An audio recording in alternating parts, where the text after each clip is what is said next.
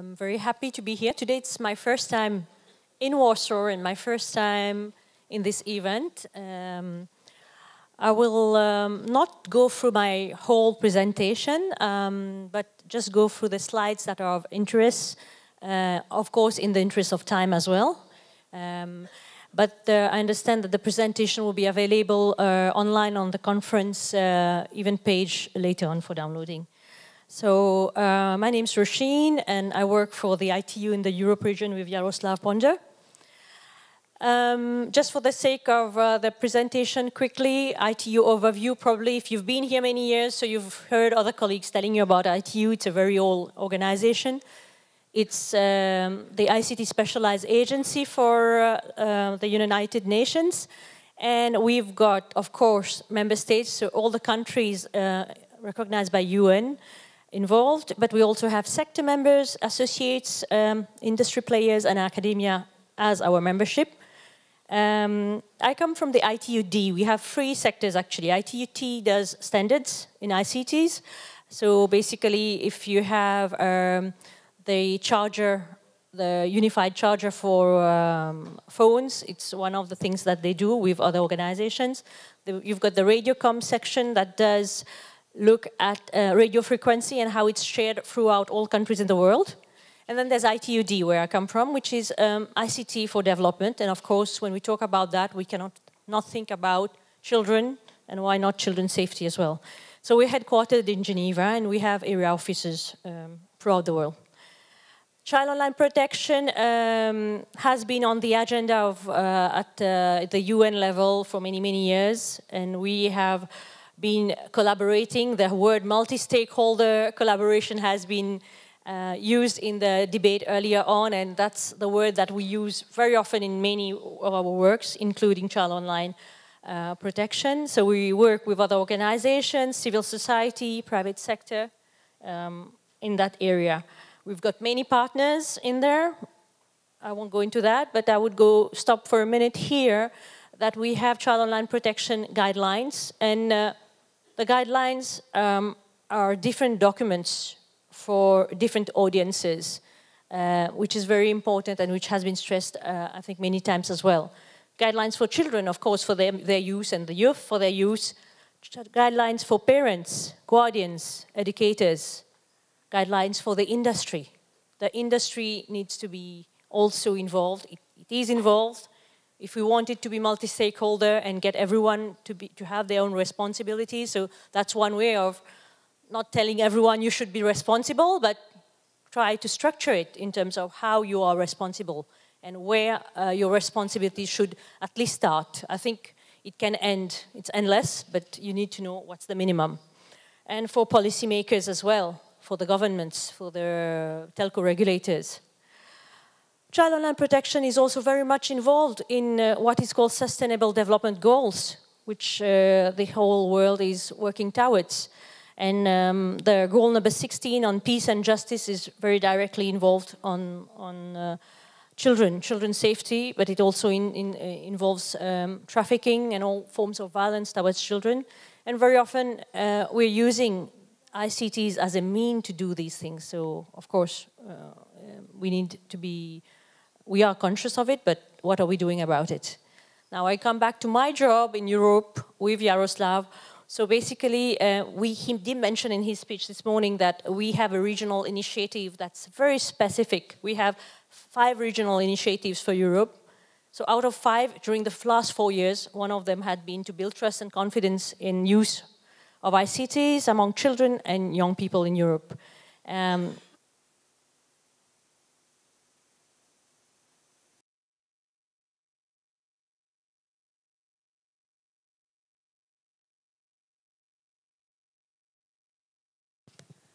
Thank you.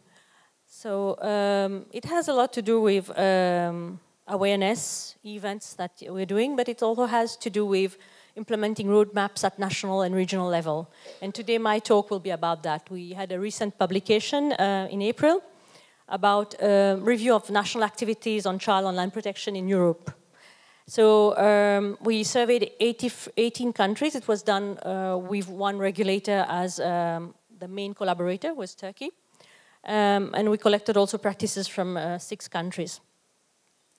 Okay, Europe. Europe was mentioned today, and the history of Europe was mentioned as well. For ITU, the Europe region is a region of 43 countries. So the 18 countries that participated in the survey are in green there.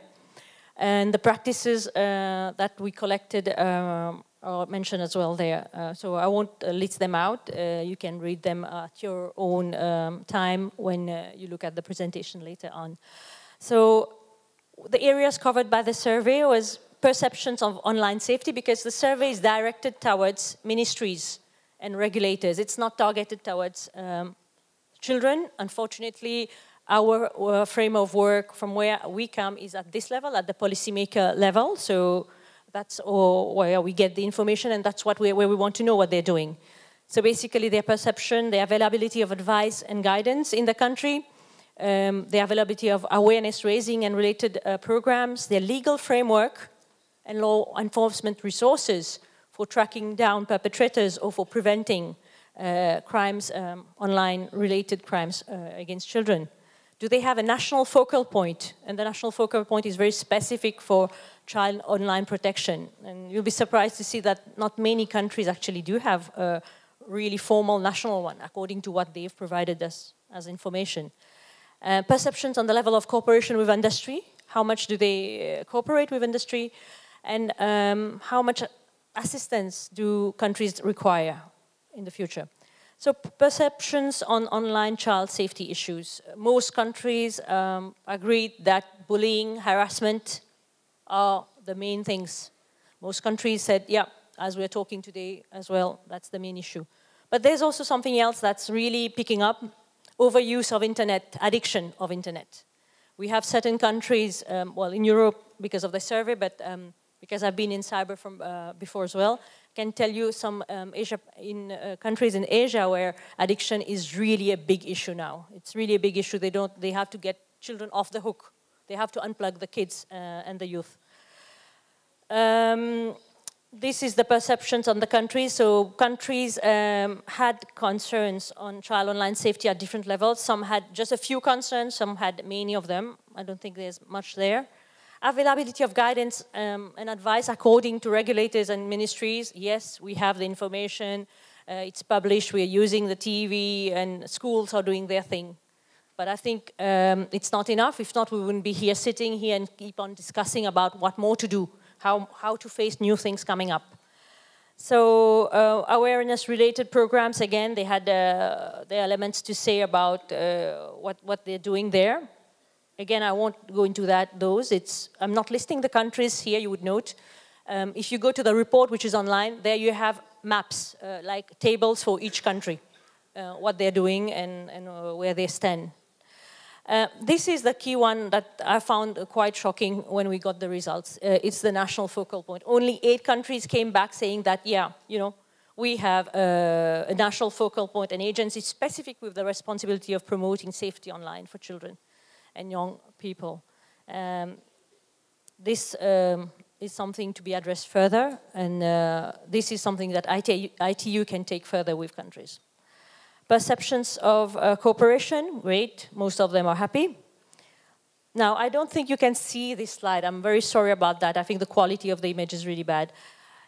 Countries want to have assistance, most of them, on education and awareness materials for the general public. They want to have help on drafting model legislations to modernize and update their local laws. They want to have a strategy on child online protection for their country.